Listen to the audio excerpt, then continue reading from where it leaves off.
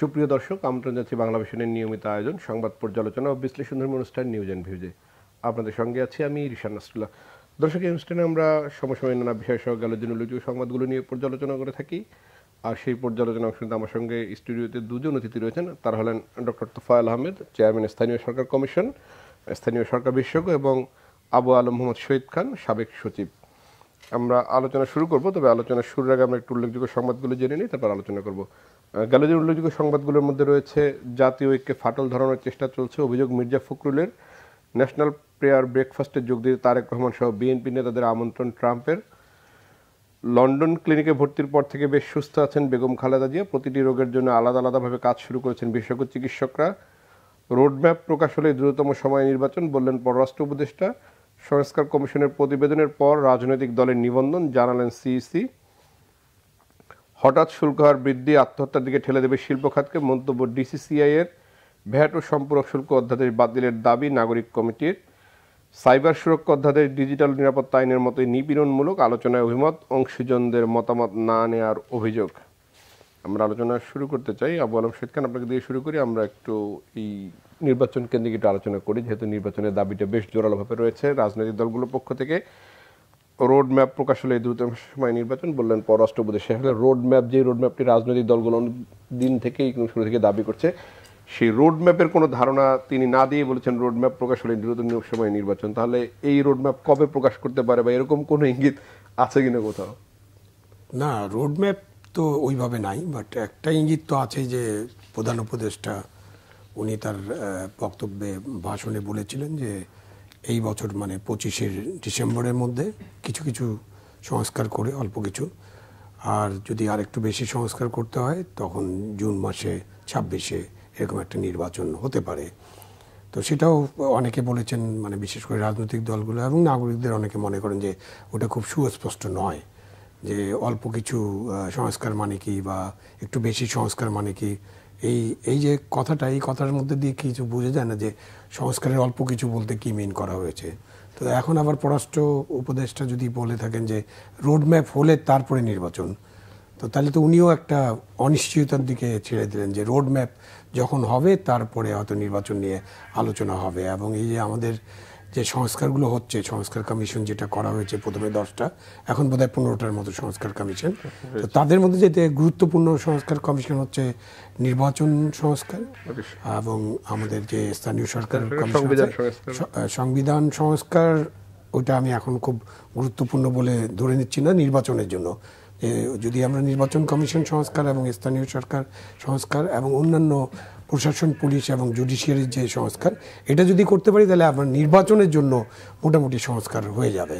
তো নির্বাচনের জন্য সংস্কারগুলো যদি আমাদের সামনে চলে আসে, তখন রাজনৈতিক দলগুলোর সাথে বা অংশীজনদের সাথে আলোচনার ভিত্তিতে কমন মিনিমাম সংস্কার, যেটা আমি যদি প্রধান উপদেষ্টার ভাষাটা বুঝতে পারি, এই সমস্ত রাজনৈতিক দলগুলো এবং সংস্কার কমিশনের রিপোর্টের ভিত্তিতে আমরা দেখলাম যে এইটুকু আমরা করতে পারি, এখনই করলে তখন আমরা নির্বাচনে যেতে পারি। তো সেই জন্য আমাদের আসলে সংস্কার কমিশনের রিপোর্টের জন্য অপেক্ষা করতে হবে। সংস্কার কমিশনগুলো নিশ্চয়ই রাজনৈতিক দলগুলোর সাথে আলাপ আলোচনা করছেন, মানে ওইভাবে ফর্মালি আলোচনা না করলেও যাদের সাথে আলোচনা করছেন সবাই মোটামুটি রাজনীতি।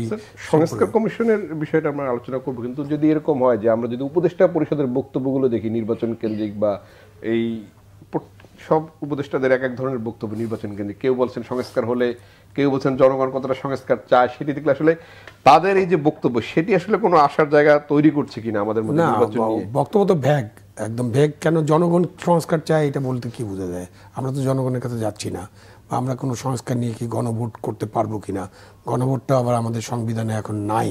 তো সব মিলে পঞ্চদশ সংশোধনী বাতিল করার পরে অবস্থাটা কেমন দাঁড়িয়েছে সেটা দেখতে হবে। যে এখন তত্ত্বাবধায়ক সরকার পথটা চালু হয়ে গেছে, তো এই সরকারকে আমরা তত্ত্বাবধায়ক সরকার না অন্তর্বর্তীকালীন সরকার, ওটাও তো আমরা নিশ্চিতভাবে বলতে পারছি না। সুতরাং এগুলো সবই হলো খুবই ভেগ কথাবার্তা, সুনির্দিষ্ট না। এবং ওই আগের রোগ আছে আর কি, আমাদের যারা সরকার পরিচালনা করেন, যখন দলীয় সরকার ছিল তখন ওই যে একজনের কথা আরেকজন, আরেকজনের কথা আরেকজন, অত স্বরাষ্ট্রমন্ত্রীর কথা বলতেছেন তথ্যমন্ত্রীর কথা বলেন সমবায় মন্ত্রী, সমবায় মন্ত্রীর কথা বলেন কৃষিমন্ত্রী। তো এইখানেও উপদেষ্টা পরিষদেও দেখা যাচ্ছে যে যার যেটা সাবজেক্ট, এবং আমাদের তো একটা রুলস অফ বিজনেস আছে এবং প্রত্যেক মন্ত্রণালয় কী কী দায়িত্ব পালন করবে এটা একটা মোটামুটি ধারণা আছে, যারা কাজ করেন তাদেরও ধারণা আছে।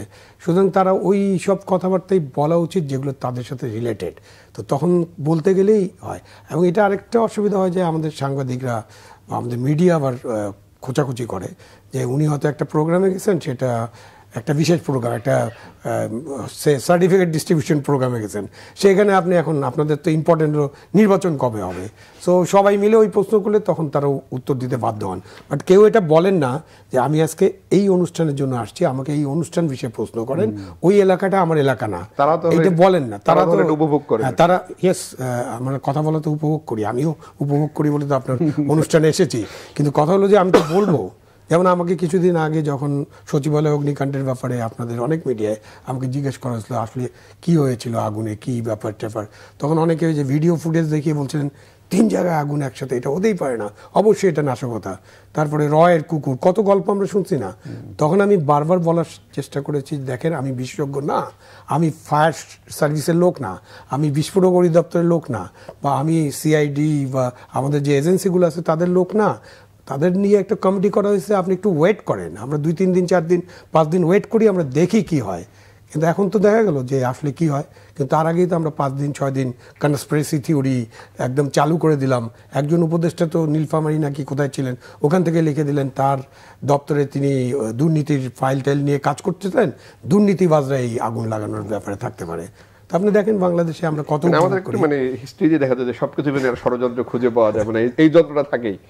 এটা একটা ষড়যন্ত্র তত্ত্ব পৃথিবীতে পপুলার, কিন্তু বাংলাদেশে একেবারে ফার্টাইল ল্যান্ড।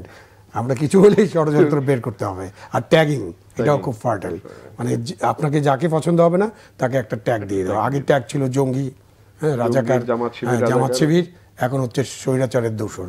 আপনার তোফায়েল সাহেবকে যদি পছন্দ না হয় ফ্যাসিস্টের দোসর আর কি। স্যার আমি আপনার কাছে, আপনি সংস্কার কমিশনে রয়েছেন, একটি স্থানীয় সরকার কমিশনে, আপনাদের কাজের অগ্রগতি কতদূর? আর আসলে গত রাজনৈতিক সরকারের সময় যেই নির্বাচনী কাঠামো ছিল স্থানীয় সরকারের ক্ষেত্রে, সেই জায়গায় কোনো পরিবর্তন আসবে কিনা? কারণ দলীয় প্রতীকী নির্বাচন হতো স্থানীয় সরকারও, যেটি আসলে স্থানীয় সরকার নির্বাচনে সাধারণ মানুষের অংশগ্রহণের পথ অনেকটাই রুদ্ধ করে দিয়েছিল। ধন্যবাদ আপনাকে। না, আমাদের যে যদি বলেন কমিশনের বক্তব্য, কমিশন এখনও বক্তব্য দেওয়ার মতো জায়গায় আসেনি। কারণ আমরা কাজ শুরু করেছি জানুয়ারির প্রথম সপ্তাহ থেকে ধরতে গেলে, তাহলে আমরা শেষ করব ফেব্রুয়ারির শেষ সপ্তাহের দিকে। তো এখন যেটা হচ্ছে আলাপ আলোচনা চলছে, কিছু স্টাডি অধ্যয়ন চলছে, এগুলো করছি। এই করতে গিয়ে হয়তো কিছু মানুষের মতামত আসছে, সেই মতামতগুলো নিয়ে আলোচনা হয়েছে। আসলে এটা কিন্তু কমিশনের মতামত না, কমিশন এখনো কোনো পূর্ণাঙ্গ মতামত দেওয়ার মতো অবস্থায় আসেনি। তবে এটা ঠিক যে কিছু মৌলিক সংস্কারের প্রয়োজন আছে। শহীদ সাহেব আছেন, শহীদ সাহেব একসময় লোকাল গভর্নমেন্ট সচিব ছিলেন, ওই সময় থেকেও কিন্তু এইগুলো নিয়ে আলোচনা হয়েছে। আলোচনা না শুধু উনি সহ আমরা 4টা বিভাগে কিন্তু এগুলো নিয়ে কিন্তু তখনই আলোচনা করা হয়েছিল। এই যে আজকে যে কথাগুলো আসছে যে একীভূত নির্বাচন কাঠামো, তারপরে একটা একীভূত কম্প্রিহেন্সিভ ল, এগুলো কিন্তু তখনকার আলোচনা, এগুলো ধারাবাহিকতা আছে। কিন্তু হয়তো অনেকেই হয়তো মনে হচ্ছে যে প্রথম শুনলাম বোধ হয়, জিনিসটা প্রথম না। কিন্তু সেই জন্য আমার যেটা কনসার্ন সেটা হচ্ছে আমরা সবাই নির্বাচন নিয়ে অনেক বেশি চিন্তা করছি। এখন আমরা একটা ছোট্ট চুটকি বা গল্প মনে পড়লো, সেটা হচ্ছে জিয়াউল হক যখন পাকিস্তানে প্রেসিডেন্ট, তো জিয়াউল হক তো ক্ষমতা সহজে ছাড়বেন না, তো মাঝে মাঝে ওনাকে এটা শুনতে হয়। তো এখন ওনাকে যে শেভ করে রেগুলার, আর্মির লোক তো শেভ করে প্রায় সময় যায়, তো সে নাকি ওনার প্রত্যেক দিন শেভ করলে তার খুঁজে পাওয়া যায় না, বুঝলেন না, মসৃণ থাকে। তো তারপরে তো বের করতে হবে ওখান থেকে। তো বললো তো কায়দা করে বললো এটা করে সব ঠিকঠাক করে প্রশ্ন করে, স্যার নির্বাচন কবে দিচ্ছেন? সাথে সাথে নাকি তার লোমগুলো যা মোটামুটি ভিতরে থাকে এগুলো খারাপ হয়েছে এবং ওর পক্ষে সুবিধা হয়তো শেভ করে। নির্বাচনটা আমাদের একটা উত্তেজক বক্তব্য, অনেক উত্তেজক বক্তব্য।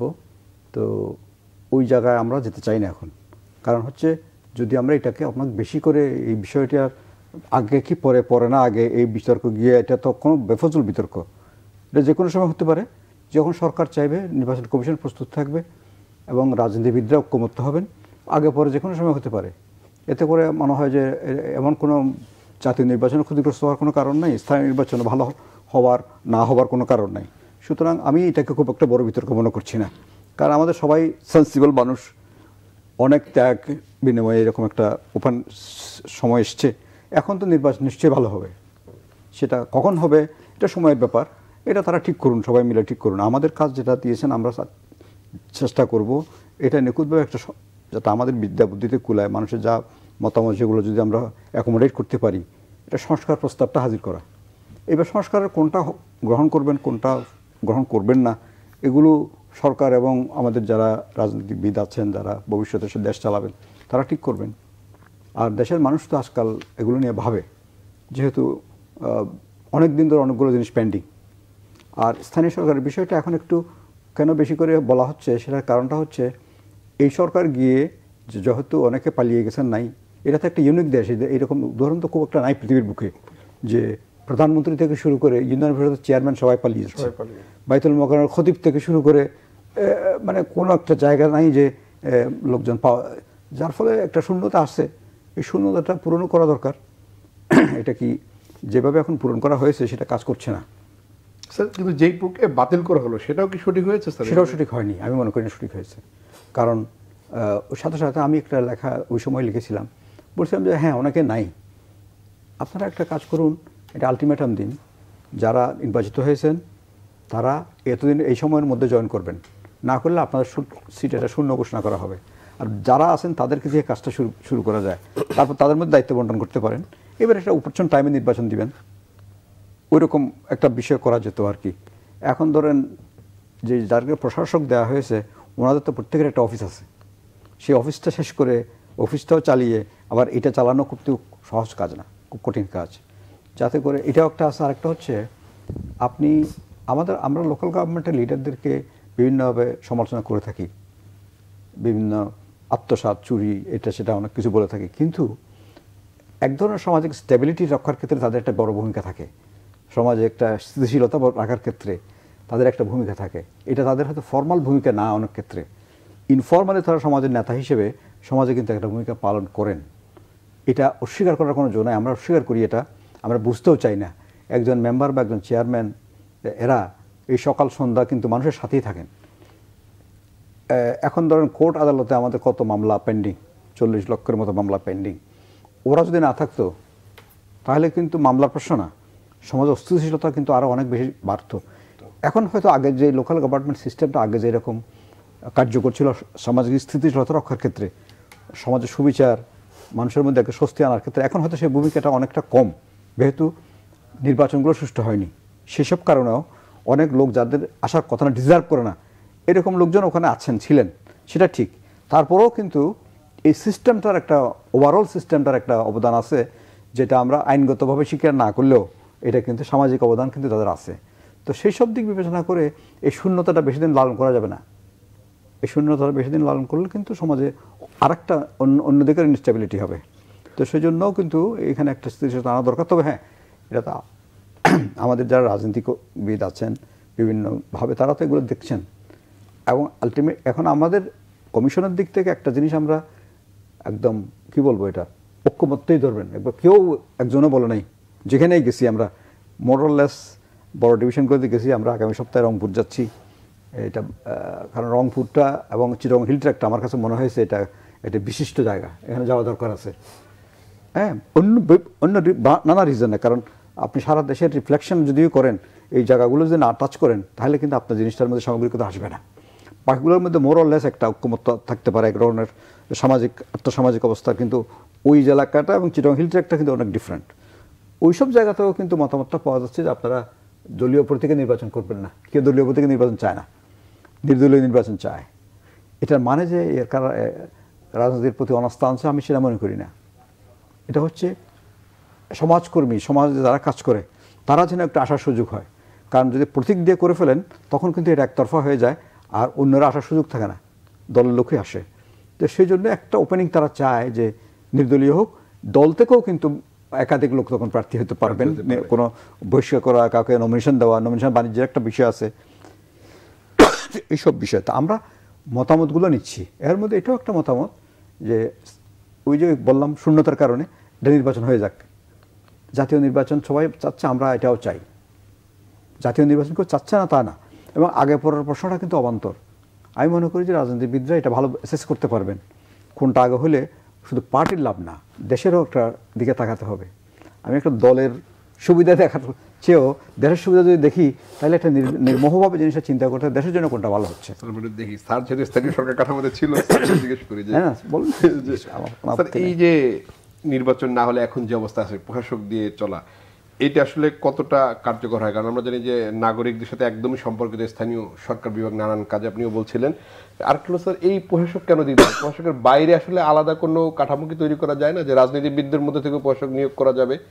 কারণ সরকারি কর্মকর্তা তিনি একটা দায়িত্ব পালন করেন, আবার গিয়ে ওইখানে কিছুক্ষণ দায়িত্ব পালন করেন, তাও নিয়মিত যেতে পারেন না, এরকম কোনো সুযোগ আছে কিনা স্যার? না, আইনে প্রশাসক যে কাউকে নিয়োগ করার সুযোগ আছে, সুতরাং তাকে যে সরকারি কর্মচারী বা গণকর্মচারী হতে হবে এটার কোনো বিধান নেই, যে কাউকে নিয়োগ দেওয়া যেতে পারত। কিন্তু অন্তর্বর্তীকালীন সরকার তো কোনো রাজনীতিবিদকে নিয়োগ দিতে যাবে না স্বাভাবিকভাবেই, কারণ তারা তার কোনো রাজনৈতিক দলকে রিপ্রেজেন্ট করছে না, সুতরাং তারা সেই জায়গায় যাওয়ার তাদের সুযোগ নেই। এখানে যে শূন্য করে দেওয়া হয়েছে, তোফায়েল সাহেব তো বললেন যে হঠাৎ করে সব বাতিল করে দেওয়ার দরকার ছিল না, একটা পদ্ধতিতে আমরা যেতে পারতাম, এবং যেখানে পালিয়ে জানি সেগুলো তো থাকতেই পারতো। এরকম উদাহরণও আছে, যেমন নারায়ণগঞ্জে মেয়র তো পালিয়ে জানি, সুতরাং আপনি নারায়ণগঞ্জ বাতিল নাও করতে পারতেন মেয়র। কারণ আমাদের যে সিস্টেম আছে, এই সিস্টেমে তো একটা প্রেসিডেন্সিয়াল পদ্ধতি, যেটা উনার সংস্কার কমিশনের একটা বড় ইস্যু হতে পারে আলাপ আলোচনার ভিত্তিতে, যে আমরা দেশে চালাচ্ছি একটা সংসদীয় পদ্ধতি, আর আমরা জেলা, উপজেলা কিংবা ইউনিয়ন পরিষদ কিংবা আমাদের যে পৌরসভা, সিটি কর্পোরেশন, সেখানে আমরা একটা প্রেসিডেন্সিয়াল পদ্ধতি, মানে আইয়ুব খানের পদ্ধতি চালু আছে। এটা আমরা চেঞ্জও করি না এতদিনে। তো এইটা চেঞ্জ করার ব্যাপারে অনেক আলোচনা হয়েছে, এবং এখানে আমরা যদি যাই তাহলে একটা পার্লামেন্টারি পদ্ধতিতে যখন আমরা যাব, তখন কিন্তু নির্বাচন হবে ওই কমিশনার, কাউন্সিলর অথবা মেম্বার পদে। তো এইখানে যখন হবে তখন কিন্তু একটা পরিবর্তন হবে, একটা মৌলিক পরিবর্তন হবে, এবং অনেক বড় একটা ডেভেলপমেন্ট হবে। তো সেটা নিয়ে ওনারা নিশ্চয়ই আলাপ আলোচনা করছেন। তো ওইটা একটা করা দরকার, এবং স্থানীয় সরকার নির্বাচন আগে না পরে। এই বিতর্কের কারণটা হলো যে স্থানীয় সরকার নির্বাচন আগে করার একটা মানে প্রচেষ্টা, অথবা যে আমাদের কাছে যে উদাহরণগুলো আছে সেগুলো হলো যখন সেনা কর্তৃপক্ষ অথবা তৃতীয় শক্তি যখন ক্ষমতায় থাকে, তখন তারা তো রাজনৈতিক দল নাই, আইয়ুব খান সাহেবের যেটা ছিল না, বা জিয়াউর রহমান সাহেবের, এরশাদ সাহেবের ছিল না, যার ফলে তারা স্থানীয় সরকার নির্বাচনটা আগে করার চিন্তা করেছিলেন। কেন ওই নির্বাচনের মধ্য দিয়ে তারা কিছু লোক গঠন করতে পারতেন এবং দল গঠন করতে পারেন। এটা হলো একটা প্রমাণক, এটা হয়েছে, এটা রাজনীতিবিদদের সামনে আছে। সুতরাং এখন অন্তর্বর্তীকালীন সরকারের সময় যেহেতু ছাত্ররা একটা দল গঠনের প্রচেষ্টা করছে, মানে ছাত্র আন্দোলনকারীরা সমন্বয়কদের মধ্য থেকে, এবং ওই দলে তারা মাঝখানে আবার একটা কাউন্সিলরদেরকে ডেকে এনেছিলেন যে তাদেরকে প্রতিষ্ঠিত করা যায় কিনা। ওখানে আবার কাউন্সিলররা তাদেরকে বললেন, সাহস দিলেন যে আপনারা এগিয়ে যান, আপনাদের সাথে থাকবো। তো এই সব ঘটনা মিলে এরকম একটা হয়েছে মাঝখানে। এইসব ঘটনা মিলে রাজনীতি, 1400 কাউন্সিলর এসছে।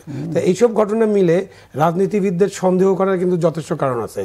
আগের উদাহরণ আর এখন আমাদের সমন্বয়কদের যে কাউন্সিলরদের সাথে যে মিটিং, তো সন্দেহ করার যথেষ্ট কারণ আছে। সুতরাং তারা মনে করতেছে না, স্থানীয় সরকার নির্বাচন যদি আগে হয় তাহলে একটা নতুন দল গঠন করার একটা প্রচেষ্টা হতে পারবে।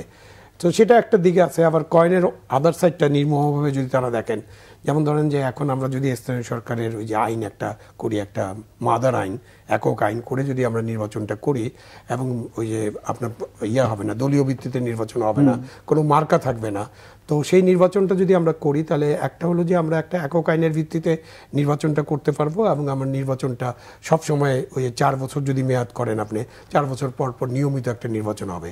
স্থানীয় সরকারি নির্বাচন দেখা যাচ্ছিল যে সারা বছর জুড়ে হয়, কখনো এই বছরে 5 বছর ধরে স্থানীয় সরকার নির্বাচন। এইটার থেকে বেরিয়ে আসা যেত, 1 নম্বর। 2 নম্বর হলো যদি আপনি আগে করেন, তার একটা সুবিধা হলো যে জাতীয় নির্বাচনের পরপর যখন স্থানীয় সরকার নির্বাচন করবেন, তো জাতীয় নির্বাচনটা রিফ্লেক্ট করবে ওখানে। কারণ যে দল রাজনৈতিক প্রভাব হচ্ছে, যে দলকে ভোটার ভোট দিচ্ছে 2 মাসের মধ্যে নিশ্চয়ই তিনি তার মত চেঞ্জ করবেন না। তো যার ফলে সেই দল আবার নির্বাচিত হবে, তখন একটা প্রশ্ন উঠবে এই দল কি জোর করে নির্বাচিত হলো কিনা, বা তারা কোনো প্রভাব বিস্তার করলো কিনা, আবার প্রভাব বিস্তারেরও একটা সুযোগ থেকে যায়। সুতরাং আমাদের যেহেতু কিছু সংস্কার নিয়ে আমরা কাজ করছি, তাহলে সেই সংস্কারগুলোর ফিল্ড টেস্ট বলি আমরা যে কোনো বিষয়ের, আপনার মিডিয়া তো তাই আছে, ফিল্ডে যে আপনি ফিল্ড টেস্ট করতেছেন যে কি হয়। তো সেই কারণে স্থানীয় সরকার নির্বাচন যদি আগে হয়, তার কারণে যে একটা নতুন দল সৃষ্টি হয়ে যাবে এরকমটা আমি মনে করছি না। সেই নির্বাচনটা আগে হলে আপনি ফিল্ডে যেয়ে দেখতে পারবেন যে আমাদের সংস্কার যে প্রস্তাবগুলো আছে সেগুলোর কার্যকারিতা কীরকম, এবং আমরা ঠিকমতো আমাদের আইন শৃঙ্খলা রক্ষাকারী বাহিনী, প্রশাসন, জুডিশিয়ারি, আমাদের নির্বাচন কমিশন নির্বাচনের জন্য তারা যথেষ্ট সক্ষম কিনা। তখন যদি সক্ষমতার কিছুটা অভাব দেখা যায় বা আমাদের কিছু সীমাবদ্ধতা বেরিয়ে আসে, তখন আমরা এটাকে ঠিক করতে পারবো। সেই কারণে আমি মনে করি যে স্থানীয় সরকার নির্বাচন আগে হতে পারে। বাট রাজনীতিবিদদের যে কনসার্ন, সেই কনসার্নের ব্যাপারে আলাপ আলোচনা করে ওটা দূর করতে হবে। যে এটা করা হচ্ছে নতুন রাজনৈতিক দল সৃষ্টি করার জন্য না, বা আপনাদেরকে কষ্ট দেওয়ার জন্য না, বা আপনাদের দল ছুট করার জন্য না। এটা একটু পরিষ্কার হলে আমার মনে হয় এটা নিয়ে কোনো ঝামেলা হবে না। স্যার, নতুন রাজনৈতিক দল তৈরি হলো যে স্থানীয় সরকার নির্বাচনের মাধ্যমে যে তাদের ওই লোকজন বিজয়ী হয়ে আসবে, এমন কি কোনো আছে? রাজনৈতিক শক্তি তো আরো বেশি শক্তিশালী থাকার কথা মাঠে। এখন ধরেন রাজনৈতিক দল মাঠে রুট নিতে সময় লাগে। যারা বহুদিন ধরে রাজনীতি করছেন তাদের এক ধরনের চিন্তা ভাবনা, তাদের একটা সমর্থক গ্রুপ আছে। হঠাৎ আমরা এমন কিছু করে ফেলিনি যে হঠাৎ করে মানুষ একটা বিরাট ধরনের বিকল্প ভাবতে শুরু করেছে, সেটা বলতে পারবো না। তবে আরও রাজনৈতিক দল করতে তো কারো কেউ বাধা দিতে পারবে না। তবে আমি একটা কথা পরিষ্কার বলবো, এটা আমি কমিশনের মতামত না, আমার নিজস্ব মতামত। যদি যারা সরকারে আছেন তারা যদি কোনো রাজনৈতিক দল করতে চান, শুরু করেন প্রক্রিয়া, দে শুড রিজাইন। তাদের কিন্তু সরকারে থাকা উচিত না। এটা কিন্তু তাহলে সরকার প্রশ্নবিদ্ধ হবে। এখানে একটা জিনিস আমি এমফাসাইজ দেব, সেটা হচ্ছে কি, ধরেন এই যে পরিবর্তনটা হয়েছে 5ই আগস্টে, সেই পরিবর্তনের পরে যে সরকার প্রধান কে হবেন এটা কিন্তু কোনো ডিসাইড ছিল না। এখন মনে করেন প্রফেসর ইউনূসকে পাওয়া গেছে, উনি রাজি হয়েছেন, এটা আমাদের জন্য সৌভাগ্য। কারণ হচ্ছে এই মুহূর্তে দেশের হাল ধরার কিন্তু লোক বেশি ছিল না, যার জাতীয় আন্তর্জাতিক ক্ষেত্রে সুনাম আছে, এবং সেটাকে আপনি ক্যাশ করতে পারছেন। কারণ আমাদের ভিতরে বাইরে শত্রুর কোনো অভাব নাই, যে কোনো মুহূর্তে কিন্তু আমরা বিভিন্ন রকমভাবে বাধাগ্রস্ত হচ্ছি। তো সেই আমি মনে করি না যে 82-83 বছরের একটা মানুষের জন্য উনি এখন রাজনীতিতে খায়েশ আছে, এটা তো মানুষ ক্লিয়ার। হ্যাঁ, সরকার বলেছেন বিভিন্ন জায়গায় তার ওনার তো রাজনীতি করার কোনো ইচ্ছা এখন নাই। একসময় বলা হয়, অনেক সময় বলেন যে চেষ্টা করেছিলেন, উনি কি আবার এটা করতে চাচ্ছেন? নো, আমি খুব ওনার সাথে কয়েকটা অকেশনে দেখা হয়েছে, কথা হয়েছে 2-4টা। আমার তো মনে হয় নাই যে এরকম কোনো অ্যাম্বিশন আছে। তো কিন্তু ওনাকে সামনে রেখে যদি এইরকম একটা প্রচেষ্টা হয়, ওনাকে যদি প্রশ্নবিদ্ধ করা হয়, উনি যদি বলেন যে ভাই আমি আর মাপ চাই, আমি আর নাই, এখন চিন্তা করতে পারেন সরকারটা কী হবে, দেশের কী হবে, আন্তর্জাতিকভাবে আমরা কোথায় গিয়ে দাঁড়াবো, এগুলো ভাবা উচিত। কিন্তু খালি রাজনীতি, যেটা আমি জিয়াউল হকের কথা বললাম, আমাদের কিন্তু রাজনীতি ইলেকশন বললে সবাই খারাপ হয়ে যাচ্ছি। আরও অনেক সমস্যা আছে ইলেকশন সারা দেশে, সেগুলোকে সহ আমরা ইলেকশনের মধ্যে অ্যাড্রেস করতে চাই। আমি একজন নাগরিক হিসেবে যদি মনে করি, সেজন্য সংস্কারের বিষয়টা লোকাল গভর্নমেন্টের প্রশ্ন যদি আসেন, আপনি ধরেন ভারতে, আমাদের প্রতিবেশী ভারতের আমরা অনেক কিছু নিয়ে আমাদের মতভেদ আছে, তাই এগুলো যাচ্ছি না। লোকাল গভর্নমেন্ট সিস্টেম নিয়ে ভারতে কিন্তু দীর্ঘদিন বিতর্ক ছিল। লোকাল গভর্নমেন্টটা কিন্তু তাদের কনস্টিটিউশনের অন্তর্ভুক্ত বিষয় ছিল না। আম্বেদকর সাহেব কনস্টিটিউশন লেখার সময় উনি লোকাল গভর্নমেন্টটাকে অন্তর্ভুক্ত করেন না ইচ্ছাকৃতভাবে। মহাত্মা গান্ধী চেষ্টা করেছেন, অনেকে চেষ্টা করেছেন, কিন্তু উনি বললেন নো, এখানে যে ব্রাহ্মণ্যবাদ, কাস্ট সিস্টেম, এটা এমনভাবে কায়েমি অবস্থায় আছে, এখন আমরা টিকতে পারছি না। ছোট জাতগুলো যদি তাদের হাতে ক্ষমতা দিয়ে দিই লোকালি, তাহলে লোকালিও থাকতে পারবো না। সুতরাং নো, এটা এই গভর্নমেন্ট আমরা চাই না। পঞ্চায়েত সিস্টেম উনি সংবিধানে অন্তর্ভুক্ত করেন নাই, কিন্তু এটাকে অন্যভাবে এসছে। নেহেরু সাহেব এই কমিউনিটি ডেভেলপমেন্টের পথ ধরে একজন বাঙালি কিন্তু এটার পিছনে আছেন। উনি কিন্তু প্রবাসী বাঙালি, ইউএসএতে থাকতেন। এসকে দে এসেছিলেন ওই যে শরণার্থীদের নিয়ে কাজ করার জন্য। শরণার্থীদের নিয়ে কাজ করতে গিয়ে উনি কতগুলো কমিউনিটি ডেভেলপমেন্ট মডেল উদ্ভাবন করেছেন, এগুলো খুব কাজে লেগেছে। পরে নেহেরু তাকে কমিউনিটি ডেভেলপমেন্টের প্রধান বানিয়েছেন, পরে কমিউনিটি ডেভেলপমেন্ট মিনিস্টার বানিয়েছেন। ওনার হাত ধরে কিন্তু পঞ্চায়েত এক ভিন্নভাবে ফিরে আসছে। এই পঞ্চায়েত সিস্টেমটাকে সংবিধান অন্তর্ভুক্তির জন্য, এটাকে আরও শক্তিশালী করার জন্য বহুদিন আন্দোলন হয়েছে ওখানে, বুদ্ধিজীবী, পেশাজীবী এবং কিছু লোকাল লিডারদের। পরে রাজীব গান্ধী কিন্তু সংবিধান সংশোধনের উদ্যোগ নেন। রাজীব গান্ধী জীবদ্দশায় পারেন নাই, তারপরে আসলেন ওই যে ভিপি সিং চেষ্টা করলেন, উনিও ফেল করেছেন। নরসিমা রাও এসে এটা চেষ্টা করেছেন এবং সফল হয়েছেন, এবং সকল দল, রিজিওনাল পার্টি, ন্যাশনাল পার্টি সবাই ঐক্যমত্যে এসে কিন্তু এরা পাশ করেছেন 73rd and 74th অ্যামেন্ডমেন্ট।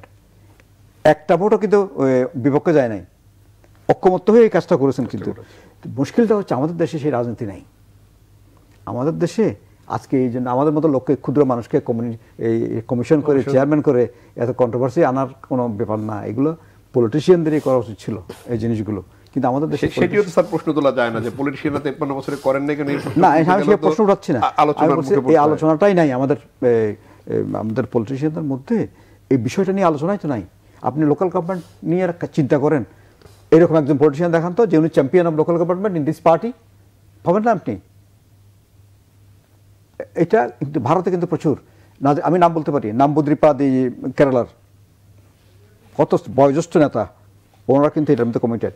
জাতি বাসু এবং তার সাথে ক্যালকাটা বিশ্ববিদ্যালয় এবং যাদবপুর বিশ্ববিদ্যালয়ের একদল বুদ্ধিজীবী শিক্ষক, গবেষক।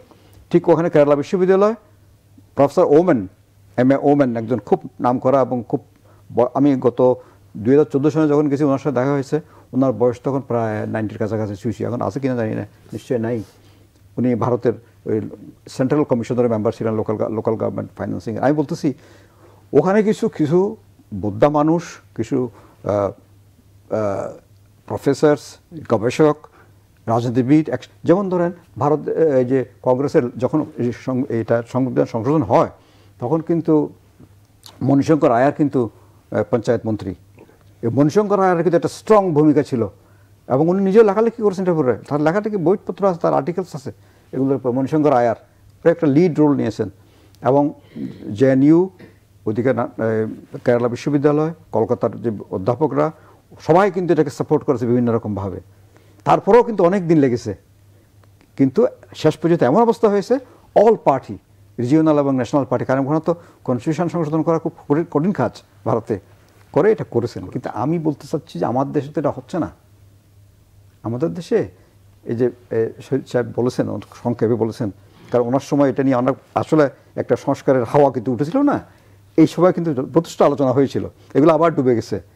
এই যে উনি বললেন যেটা, একটা গভর্নমেন্টের মেয়াদ 5 বছর, 5 বছর ধরে আমরা নির্বাচন করি, 5টা বছর ধরে নির্বাচন করি। নির্বাচন মানে অস্থিরতা, নির্বাচন মানে অস্থিরতা, নির্বাচন মানে সন্ত্রাস, নির্বাচন মানে কিছু সময় লস, অনেক কাজকর্ম করা যায় না, সরকারি প্রশাসন ব্যস্ত থাকে এগুলোতে। তা আমরা কিন্তু এইভাবে করে প্রায় 200 দিনের বেশি সময় নষ্ট করি, কিন্তু 5 বছরের ভিতরে প্রায় 250 দিন সময় কিন্তু এর ভিতরে নষ্ট করি। আর টাকা পয়সার খরচ যদি দেখেন, যেহেতু আমি আমার নির্বাচন ব্যবস্থা সংস্কার কমিশনের একজন মেম্বার, সেই হিসেবে আমরা নির্বাচন কমিশন অফিসে বসতাম, অনেকদিন বসেছি, এখন পার্লামেন্ট ভবনে বসি নতুন কমিশন যাওয়ার পরে। তো ওখানের খরচগুলো একটু হিসাব করে দেখলাম ওনাদের সাথে, কমিশনের লোকজনের সাথে। লোকাল গভর্নমেন্ট ইলেকশনে খরচ করেছে 2021 থেকে 24-এর এই যে গভর্নমেন্ট আগ পর্যন্ত যা ইলেকশন হয়েছে তাতে প্রায় 23,000 কোটি টাকা, 2300 কোটি টাকা, 2300 কোটি টাকা, 1000 না, 2300 কোটি টাকা। আচ্ছা, ইউনিয়ন পরিষদ, উপজেলা পরিষদ এবং পৌরসভা, এই 3টা নির্বাচন করে জাতীয় নির্বাচনের মতোই হয় সারা দেশে, আর বাকিগুলো লোকালাইজড হচ্ছে। জেলা পরিষদের বা কোনো নির্বাচন, এটা উত্তাপ নাই। এই এত টাকা খরচ হয়েছে, এতদিন সময় গেছে, এই নির্বাচনটা কিন্তু 600 কোটি টাকার মধ্যে করা সম্ভব। যদি যেটা বললেন, উনি বললেন, আমি অত্যন্ত ওনাকে ধন্যবাদ দেবো, উনি আমাদের ওখানে গেছেন, আমরা ডেকেছিলাম, গেছি, ওখানে বুদ্ধি পরামর্শটা এমনিতে তো করছি, সবসময় আছেই। তো ওখানে ওনারা এটা লাইক করেছেন যে আমি আগে পরের প্রশাসন আসছি না, শুধু হচ্ছে যে ইউনিয়ন, উপজেলা, জেলা, পৌরসভা, সিটি কর্পোরেশন এগুলো একদিনে করা সম্ভব। এটা কিন্তু এখন অবাস্তব মনে হচ্ছে, কিন্তু এটা অবাস্তব না, কিন্তু নির্বাচনটা অনেক ইজিয়ার হবে। মানুষ ভোট দেয়, 3টা ভোট এখনও দেয়, তখন দিবে যে তার 3 জায়গার 3টা ভোট দিবে সে। এবং এটার একটা ফর্মুলা উদ্ভাবন করে, যদি জাতি পছন্দ করে, রাজনীতিবিদরা পছন্দ করে, সবাই পছন্দ, তাহলে হবে, নাহলে তো হবে না। কিন্তু আমরা হয়তো একটা চেষ্টা করতে পারি এটা। আর আইন আমাদের হয়েছে, ইউনিয়ন পরিষদ হয়েছে ধরুন 72 সালে, 72-73-এ, উপজেলা হলো 81-82-তে, জেলা পরিষদ হচ্ছে 2000-এর পরে, 2010-এর পরে, 10 না আবার পরে আইন হয়েছে 2000-এ, কিন্তু প্রশাসক দিয়ে চালানোর পরে ইলেকশন হয়েছে 2016-তে। তাহলে কি হচ্ছে, প্রতিষ্ঠানগুলো কিন্তু একসাথে হয়নি। আইনগুলো একসাথে হয়নি এবং একটা আইনের সাথে আরেকটা আইনের কিন্তু সম্পর্ক নির্ণীত হয়নি। উপজেলা পরিষদের মেম্বার হবে ইউনিয়ন পরিষদ চেয়ারম্যান, এটা কিন্তু ইউনিয়ন পরিষদ আইনে কোথাও নাই, লেখা নাই, এটা উপজেলার আইনে লেখা আছে। উনি তো উপজেলার আইন দিয়ে তো ইউনিয়ন পরিষদ ইলেকশন করেন না, ইউনিয়ন পরিষদ ইলেকশন তো ইউনিয়ন পরিষদের চেয়ারম্যান হিসেবে করেন। তাহলে এইগুলো কিন্তু অনেকগুলো জিনিস, আর সম্পর্ক তো নাই, একটার সাথে একটা কি সম্পর্ক হবে এটা নির্ণীত করা হয়নি। এটা এক সময় সার্কুলার দিয়ে দিয়ে বিভিন্নভাবে কিন্তু করা হয়। জেলা পরিষদের সাথে জেলা প্রশাসন বা জেলায় যারা সরকারি কর্মকর্তা আছেন আর অন্য প্রতিষ্ঠানগুলোর কোনো সম্পর্ক নেই। এটা পরে হয়তো একটা এস্টাবলিশ করা হয়েছে, ঠিক আছে উপজেলা পরিষদ চেয়ারম্যানরা ওখানে যাবেন, সভা করবেন, এইভাবে তো লোকাল গভর্নমেন্ট হয় না। এখন একসাথে ইলেকশন করার নজির কিন্তু আমার পাশের দেশে তো আছে। ওখানে তো পঞ্চায়েত, ভিলেজ পঞ্চায়েত, পঞ্চায়েত সমিতি, জেলা পরিষদ ইলেকশন তো একসাথে হচ্ছে, একদিনে হচ্ছে। এটা কিন্তু একদম আকাশ থেকে আসেনি জিনিসটা। আর যখন বেসিক ডেমোক্রেসি ছিল, বেসিক ডেমোক্রেসির সময় কিন্তু এক আইনে কিন্তু লোকাল গভর্নমেন্ট সবটা চলেছে, বেসিক ডেমোক্রেসি অর্ডার একটা আইনে। সুতরাং এটা আইন এখন 7টা মৌলিক আইন, শতাধিক সাবঅর্ডিনেট ল দিয়ে লোকাল গভর্নমেন্ট চলে। এতগুলো আইন পরে থেকে লোকাল গভর্নমেন্ট চালাতে পারবে না, যার ফলে সরকারগুলো দিয়ে চলে। কারণ এগুলো কীভাবে করবেন, সামঞ্জস্য বিধান করবেন আপনি? অনেক দিনের জিনিস তো এগুলো, অনেক জমে আসছে তো এগুলো। সুতরাং যারাই যখন যাচ্ছেন তারাও কিন্তু আর এগুলো পেন্ডোরার বক্স ওপেন করতে কেউ চান না। এখন হয়তো একটা সুযোগ হয়েছে, কমিশন কিন্তু আরও হয়েছে আগে। কমিশন কিন্তু ধরেন আর বেশি দিন না গেলেও এরশাদ আমলে মাহবুব আলী খানের নেতৃত্বে একটা কমিশন, তারপর রহমত আলী সাহেবের নেতৃত্বে, নাজমুল হুদার নেতৃত্বে কমিশন, তারপর রহমত আলী সাহেবের নেতৃত্বে কমিশন, শওকত আলী সাহেবের নেতৃত্বে কমিশন। এই শওকত আলী সাহেবের নেতৃত্বের কমিশনের পরে ওনারা স্থায়ী লোকাল গভর্নমেন্ট কমিশনের জন্য রিকমেন্ড করেছিলেন। এই রিকমেন্ডেশন আগের 2টা কমিটিও করেছে, নাজমুল হুদা কমিটিও করেছেন, রহমত আলী কমিটিও করেছেন, কিন্তু হয়নি। এই সময় করা হয়েছিল ওই স্থায়ী কমিশন, ফাইজুর রাজ্জাক, আমি এবং হেদায়েতুল ইসলাম চৌধুরী, 3 জনকে দিয়ে। আমরা 3 মাস কাজ করার পর সরকার চেঞ্জ হলো, এটা রেটিফাই হয়নি আর। যার ফলে এইসব জিনিসগুলো কিন্তু কোনো সময় হাত দেওয়া হচ্ছে না।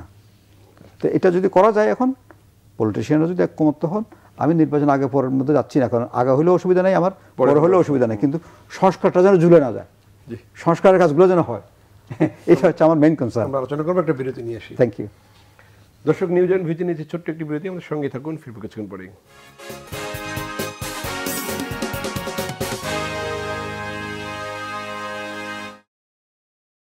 বিরতিবার আবারও স্বাগত জানাচ্ছি নিউজ এন্ড ভিউজে। আমরা আলোচনা করছিলাম নির্বাচন ব্যবস্থা নিয়ে। স্যার, নির্বাচনী আইন সংস্কারের বিষয়গুলো বলছিলেন, যে স্থানীয় সরকারের 7টি আইনের কথা তিনি বলেছেন।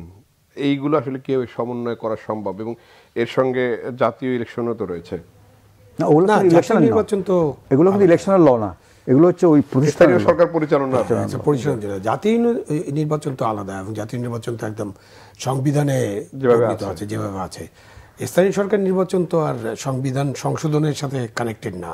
সুতরাং স্থানীয় সরকারের যে আইনগুলো আছে, যেটা 5-7টা যে আইন আছে বিভিন্ন স্থানীয় সরকার পর্যায়ে, সেগুলোকে মিলে একটা আইন করা সম্ভব, এবং অর্ডিন্যান্সের মাধ্যমে এটা করা সম্ভব। যদি আমরা এখানে পার্লামেন্টারি ডেমোক্রেসিতে যাই, তাহলে কিন্তু স্থানীয় সরকারের যে চেহারা আমরা এখন দেখতে পাচ্ছি, যদি ওই মার্কা না থাকে, তাহলে সেই চেহারার একটা বিশাল পরিবর্তন হবে। আপনি ঢাকা সিটি কর্পোরেশনের দিকে তাকান না, যে কোনো সিটি কর্পোরেশনে আপনি দেখবেন এখানে মেয়র হওয়ার উপযুক্ত লোক অনেকেই আছেন, 15-20 জন আপনি হেভি ওয়েট পাবেন। যদি ওই অর্থে বলি, রাজনীতিতে যেটা খুবই আলোচনা হয়, হেভি ওয়েট বা অনেক যোগ্য প্রার্থী পাবেন যারা মেয়র হতে চান। কিন্তু যখন আপনি এখানে পার্লামেন্টারি সিস্টেম করবেন, তখন কিন্তু আগে মেয়রের জন্য যাবেন না, আগে উনি কাউন্সিলর হতে হবে। তাহলে উনার একটা একদম বেসিক এরিয়া একটা কাউন্সিলর। তাহলে আপনি এখন যে কাউন্সিলর দেখছেন, যেটা নিয়ে অনেক আলোচনা, আমরা আজকে আলোচনা নাই বা করি, বাট আমরা সবাই জানি যে কাউন্সিলরদের স্ট্যান্ডার্ড কী, তাদের শিক্ষাগত যোগ্যতা, সমাজে তাদের অবস্থান, তারা কি করেন, তাদের পেশা, এগুলো দিয়ে যদি দেখেন, তাহলে দেখবেন যে একটা পুরো কোয়ালিটি চেঞ্জ হবে। আপনার উপজেলা পরিষদে যেটা বলছিলেন তোফায়েল সাহেব, যে উপজেলা পরিষদে তো পরিষদই নাই। উপজেলা পরিষদে নির্বাচন হয় চেয়ারম্যান আর 2 জন ভাইস চেয়ারম্যান, তার মধ্যে একজন নারী ভাইস চেয়ারম্যান। তো আপনি উপজেলা পরিষদ গঠন, এটার নাম পরিষদ, কিন্তু ওই যে ইউনিয়ন পরিষদের চেয়ারম্যানরা এসে ওখানকার সদস্য হন, ওনারা তো উপজেলার জন্য নির্বাচিত নন, এবং তারা যখন আসেন তখন তারা একসাথে হয়ে যান। তখন উপজেলা চেয়ারম্যান কোনো সিদ্ধান্ত নিতে পারে না, তারা তখন মেজরিটি, তারা বলে সব সম্পদ আমাদের রিসোর্স যা আসবে সবাইকে ভাগ করে দেন। কিন্তু ওই নির্বাচন, যেটা যে নির্বাচন হবে একদিনে, কেন নির্বাচন করা সম্ভব? একদিনে তখন আপনি পার্লামেন্টারি সিস্টেম, সুতরাং আপনি ইউনিয়ন পরিষদে একটা ভোট দেবেন, আপনি তখন উপজেলা পরিষদে যদি আপনি ব্লক করেন যে প্রত্যেক ইউনিয়ন থেকে উপজেলা পরিষদে একজন নির্বাচিত হবে, তাহলে উপজেলা পরিষদের নির্বাচনের জন্য একটা ভোট দেবেন, 2টা ভোট। ওখানে যদি মিউনিসিপ্যালিটি থাকে তাহলে আরেকটা ভোট দেবেন, অথবা জেলা পরিষদ যদি আমরা ওইভাবে আয়োজন করি সেটা আরেকটা ভোট দেবেন। যদিও মানে এটা আলোচনা হয় নাই, আলোচনা হতে পারে যে আমরা জেলা পরিষদের স্তর পর্যন্ত রাখবো কিনা, মানে আমরা 3টা আমাদের তো উপজেলা পরিষদ হয়ে গেছে।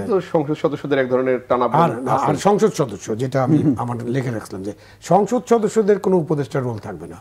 এইটা বাংলাদেশে একটা অদ্ভুত আইন, এইরকম পৃথিবীর কোথাও নাই।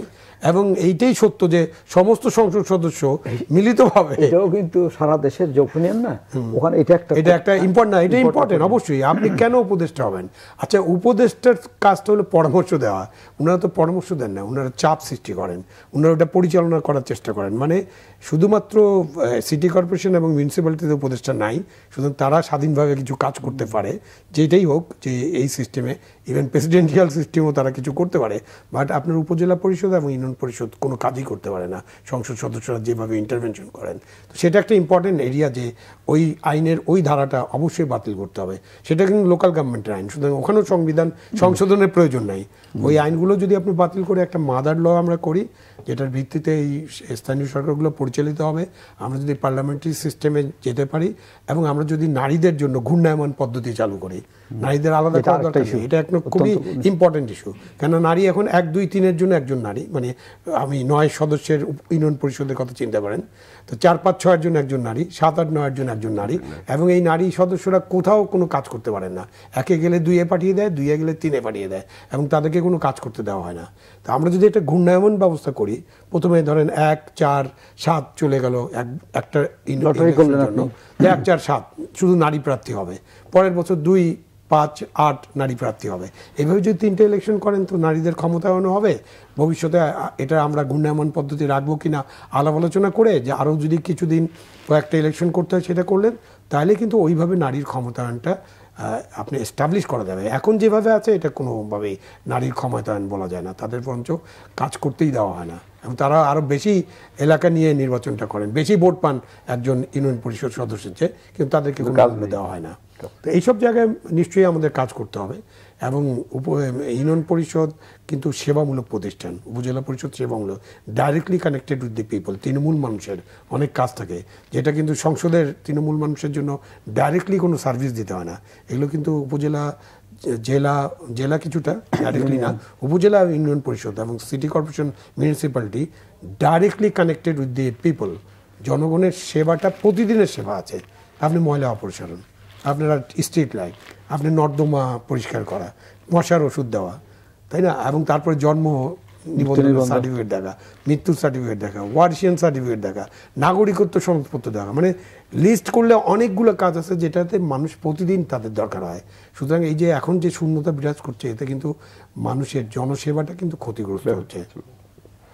স্যার, এই সংসদের সঙ্গে আমি একটু স্থানীয় সরকারের একটু যেই দ্বন্দ্বটা রয়েছে, যে স্থানীয় সরকারগুলো, স্থানীয় সরকার যে নির্বাচিত জনপ্রতিনিধি, তাদের পরিচালনার কথা থাকলেও সংসদ সদস্যরা আইন প্রণেতা হয়েও সেখানে আসলে তাদের ছুরিটা ঘুরান, এই যে একটা টানাপোড়েন, এটা দূর না করলে আসলে পুরোপুরি আসলে স্থানীয় সরকারের সুবিধা পাওয়া সম্ভব কিনা? এটা হচ্ছে কি, জিনিসটা বোঝার ক্ষেত্রে একটা মানুষের মধ্যে এক ধরনের বোঝানো আছে। মানুষের ছুটে দৌড়ে চলে যান এমপি সাহেবের কাছে, রাস্তা আমার দরকার, কিন্তু ওনার তো রাস্তা দেওয়ার কথা না। এখন আলটিমেটলি একটা থেকে আরেকটা চলে যায়। এখন রাস্তা যেহেতু মানুষ চায়, সেজন্য এখন তারা একটা থোক বরাদ্দ নিয়ে নিচ্ছে পুরো সময়ের জন্য, যে 5 বছরের জন্য আমি কত কোটি টাকা, 10-15 কোটি টাকা আমাকে দিয়ে দিচ্ছে। এইটা কিন্তু আবার ওই লোকাল গভর্নমেন্ট যে টাকা পাচ্ছে তার চেয়ে বেশি।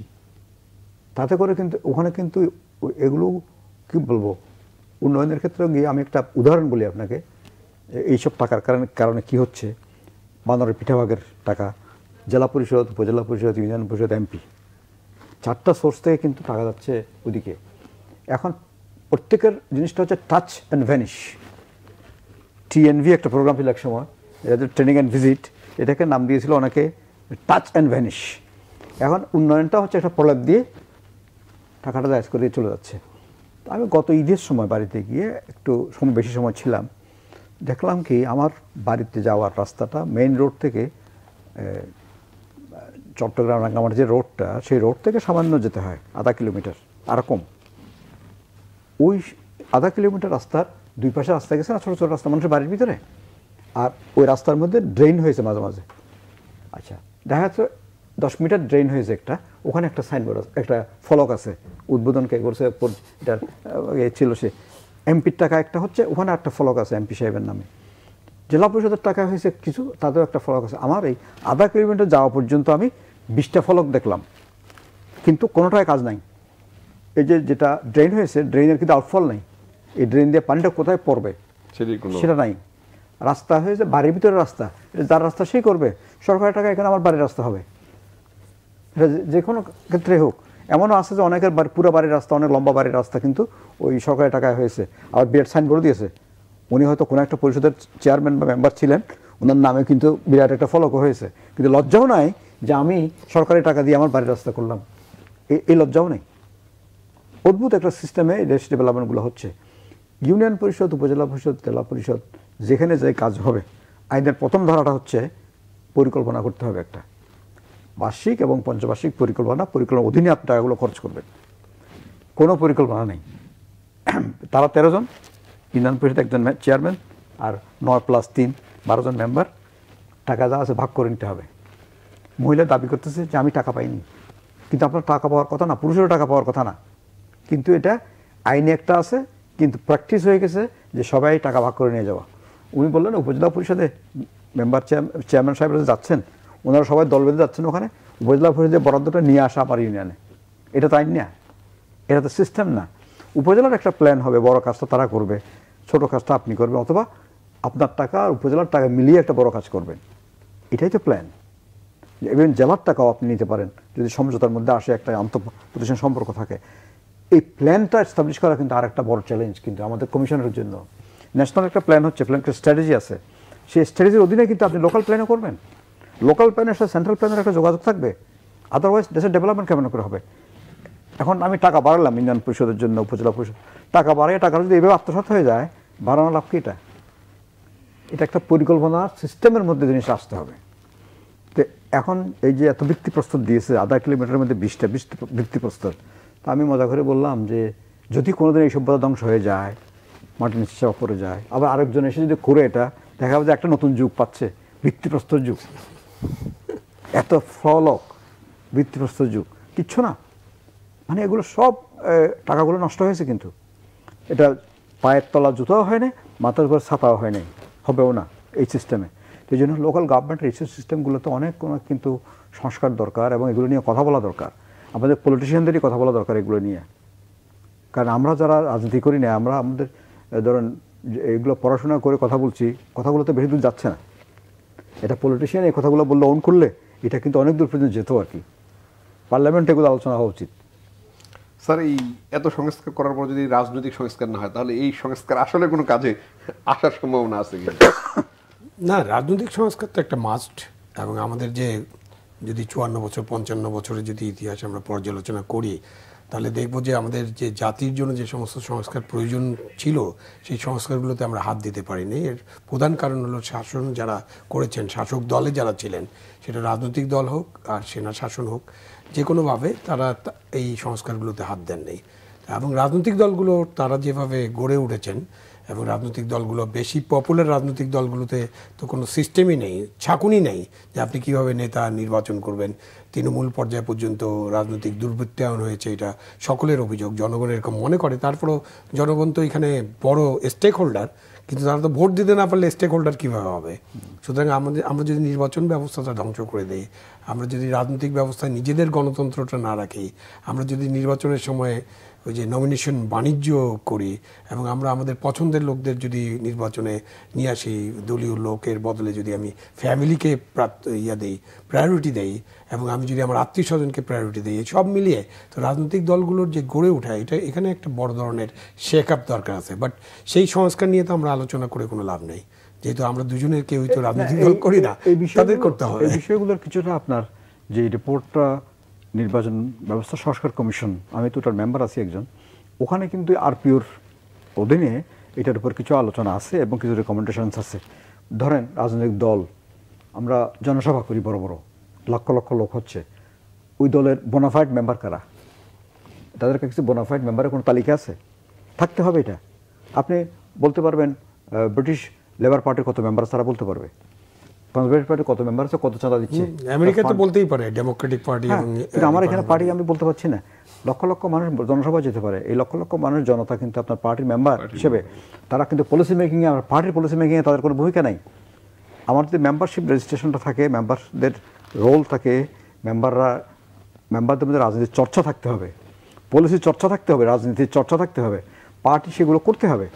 যেমন 31 দফা এখন বিএনপি দিয়েছেন, জামাতের 41 দফা, তারা তো এগুলো পার্টি লেভেলে আলোচনা করা দরকার আর চর্চা করা দরকার। পার্টির মধ্যে ওইসব আলোচনা আগে আসা দরকার, তাই না? তাহলে পার্টি সংস্কার হবে। এবং এই পার্টিগুলো কিন্তু সরকারে গেলে কিন্তু অনেক কিছু করতে পারবে। এই পার্টিগুলো লোকাল লিডাররা তো লোকাল গভর্নমেন্টে যাওয়া উচিত, যাবেন তারা, ওখানেও গিয়ে তারা কিন্তু এই চর্চাটা করতে পারেন। তো কিন্তু আমরা ওই চর্চার মধ্যে না রাখছি না পার্টিগুলো, লোকাল পার্টিকে, ন্যাশনাল পার্টিগুলোকে, যার ফলে যে যার মতো করে কথা বলে যাচ্ছে খালি। ইভেন আপনি তো সরকারের কথা বললেন যে একজন এক কথা বলছেন, আপনি পার্টির লিডারদের বক্তব্যগুলো একটু শুনেন। তাদের বক্তব্যের মধ্যে 50 এবং 60-এর দশকে যে রাজনৈতিক কালচারটা ছিল ওটাই তো নাই। মনে করেন 50-এর দশকে 60-এর দশকে তো আপনি একটা 6 দফা আন্দোলন, স্বায়ত্ত শাসন, 11 দফা, এবং আপনার গভর্নমেন্ট কি ফর্ম হবে, কেন আমরা পশ্চিম পাকিস্তান কিভাবে আমাদের শোষণ করছিল, আপনি তৃণমূল পর্যায়ের পার্টির লোকেরা কিন্তু জানতো এবং বলতে পারতো। এটা করছে, একটা বুদ্ধিবৃত্তিক চর্চাও ছিল, ভোট দিকে চর্চা হচ্ছে, এটা নিচের দিকে যাচ্ছে, কিন্তু যাচ্ছিল, কিন্তু এখন তো এটা নাই, সেগুলো তখন হচ্ছে না। স্যার, আমরা আজকে শেষ করবো। আলোচনা অংশ নেওয়ার জন্য আবু আলম মোহাম্মদ শহীদ খান এবং ডক্টর তোফায়েল আহমেদ, আপনাদের দুজনকে অসংখ্য ধন্যবাদ। দর্শক, নিউজ এন্ড ভিউজ থেকে আজকের মতো বিদায় নিচ্ছি। ভালো থাকবেন, সুস্থ থাকবেন, শুভরাত্রি।